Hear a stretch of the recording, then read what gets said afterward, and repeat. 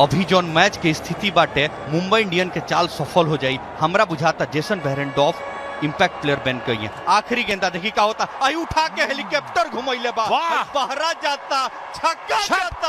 जिया रे बाबू, जिया जवान हरार, महादेव, एकदम महादेव वाला छक्का। 171 रन के स्कोर बना देले बा। आरसीबी अंगुली धरा देले बा, पहुंचा पकड़ाई। हाँ तो चलिए फिर एक बार आ गए आप सबके भाई सुधांशु। ये आईपीएल में भोजपुरी के बहुत ही दबदबा चला था का, कमेंटेटर सुनने में मजा आता एकदम। ये लागत का चाहता कि आम के चटनी जैसा लागता। तो देखा ये का रवि किशन भैया के तिलक बेहतरीन लागता। ये सुन के ना जिया एकदम छन छन जरता हो। ये आवाज वाह का भैया मौज कर देला हो, एकदम भोजपुरी में बवाल कर। कमेंटेटर ना एकदम मार कर देले बा, एकदम बाजार में तहलका मचैले है का, एकदम स्टाइल बोले के रहल बा। सुने में एकदम गर्दा गर्दा लागता। सचो एकदम एक फैन बहुत जल्दी बढ़ता का मिजाज एकदम हो, एकदम चखा देला।